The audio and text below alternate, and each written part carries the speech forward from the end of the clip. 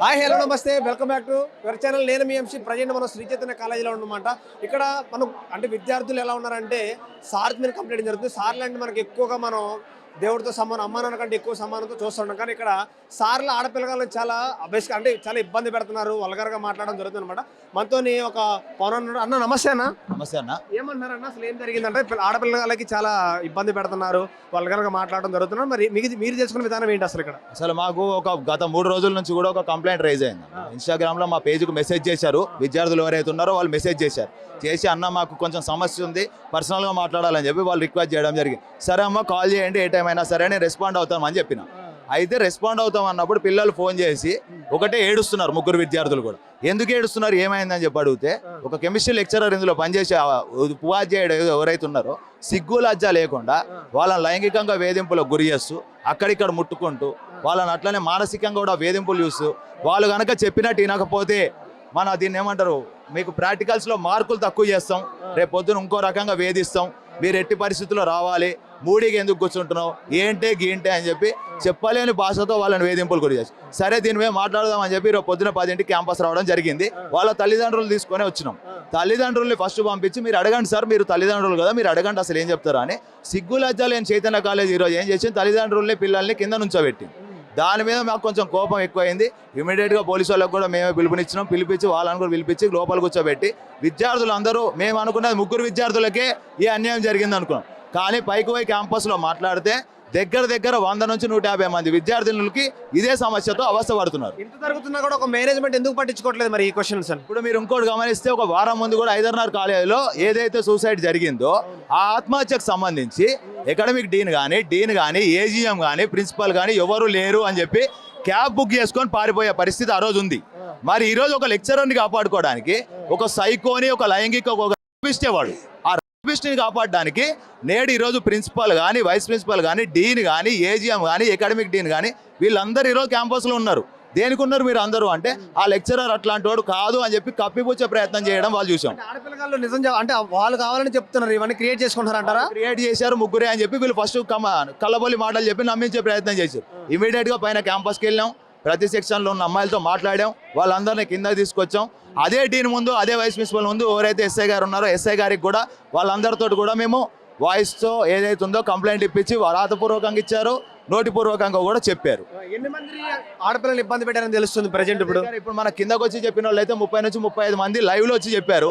చెప్పలేని వాళ్ళు ఏంటంటే మీడియా ముందుకు కానీ కిందకు కానీ సార్ల ముందుకు రావడానికి ఫ్యామిలీ ప్రెజర్ వల్ల కిందకి రాలేమన్నా జరుగుతుంది అని చెప్పి 100 నుంచి 150 మంది సమస్య ఎదుర్కొంటారు. లైవ్లో అయితే 30 నుంచి 35 మంది మాత్రం ఎస్ఐ గారితో స్వయాన వాళ్ళే వచ్చి చెప్పారు, డీను వాళ్ళ ప్రిన్సిపాల్ ముందు కూడా చెప్పారు.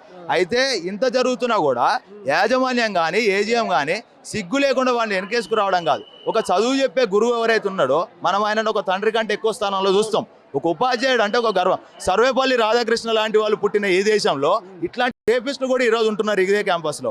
ఒక ప్రాక్టికల్స్ పేరుతో అమ్మాయిల లైంగిక వేధింపడం అనేది తీవ్రంగా పరిగణించాలి. ఆత్మహత్య కంటే కూడా చాలా సున్నితమైన అంశం ఇది.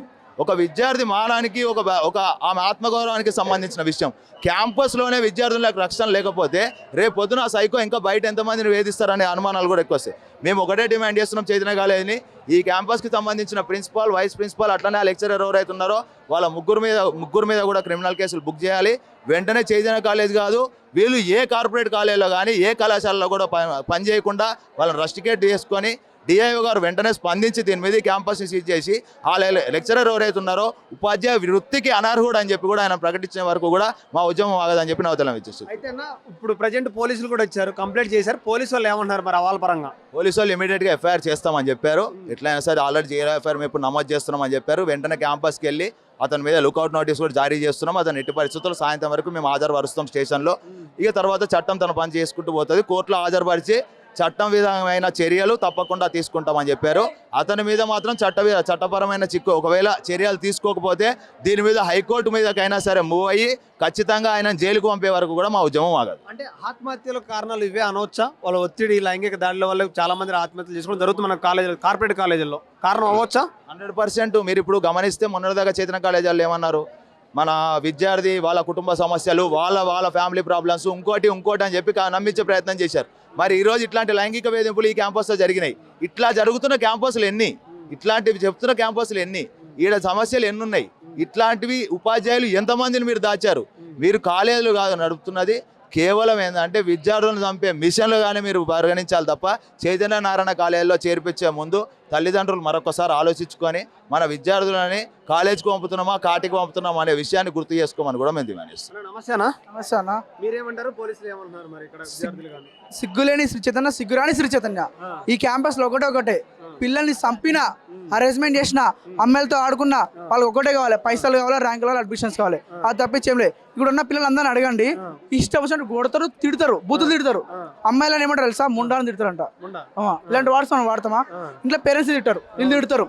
అమ్మాయిలకి క్లాసులు చెప్పకుండా కింది నుంచి పై దాకా చూస్తుంటా సార్, హరీష్ సార్ కెమిస్ట్రీ చెప్పే ఫ్యాకల్టీ తిట్టుకుంటా చాటింగ్ నెంబర్, ఫోన్ నెంబర్ ఇసుకుని నెంబర్ అయిపోతే చాటింగ్ ఇన్స్టా ఐడి తీసుకొని చాటింగ్ చేసి మీకు ఫీలింగ్స్ ఉన్నాయి నా పైన, నేను చూస్తే మీకు ఎలా అనిపిస్తుంది, వస్తావా అని అట్లాంటి మాటలు మాడుతున్నట్ట. శ్రీ చైతన్య ఇంత జరుగుతున్నా కూడా అక్కడ చచ్చిపోయారు, మీకు తెలిసిన విషయం. అదే హైదరాబాద్ క్యాంపస్లో చచ్చిపోయినా కానీ అక్కడ మేనేజ్మెంట్ రాలేదు, ఇక్కడ మేనేజ్మెంట్ రాలేదు. ఏదున్నా కూడా రాకుండా పైన చూసుకొని ఇక్కడ ఏమైనా కూడా రారు వాళ్ళు. వాళ్ళకి కావాల్సింది ఎప్పుడు వస్తారు, అసలు అడ్మిషన్స్ ప్రోగ్రామ్స్ ఉంటాయి కదా అప్పుడు వస్తారు, అప్పుడు తప్పి చెప్పుడు రాడు. అంటే వీళ్ళకి ర్యాంక్స్ ఓన్లీ ఇవే కావాలి. మేనేజ్మెంట్ ఎన్ని జరుగుతున్నా కూడా ఎందుకు పట్టించుకోవట్లేదు మేనేజ్మెంట్ అనేవాళ్ళు? ఆత్మహత్యలు కానీ ఇలాంటి లైంగిక దాడులు జరుగుతున్నాయి, ఎందుకు పట్టించుకోవట్లేదు వీళ్ళంతా పైన ఉన్న వాళ్ళు? ఇప్పుడు వీళ్ళకి ఏం కావాల్సింది తెలుసా, నేను వీళ్ళకి కావాల్సింది ర్యాంకులు, ఫీజులు, అడ్మిషన్లు, ఇవే కావాలి. ఇలాంటివి ఎన్ని వచ్చినా డబ్బులు ఇసి మేనేజ్ చేసుకుంటారు. అది ప్రభుత్వం కానీ లేదంటే మేనేజ్మెంట్ కానీ ఎవరికైనా కానీ పైన వాళ్ళు ఏం చెప్తే కింద వాళ్ళు చేస్తారు. పైన చిత్తపడుతున్నాయి, ఇది ఆగదు. పైన కరెక్ట్ లేరు. మేనేజ్మెంట్ ఏంది, సార్ మా సార్ చెప్తే అది చేస్తా అంటారు. అది జరుగుతుంది తప్పించి దీని మించి ఇంకేం లేదు ఇక్కడ. సరే మీరేమంటారు, ఫైనల్గా ఏం జరిగింది?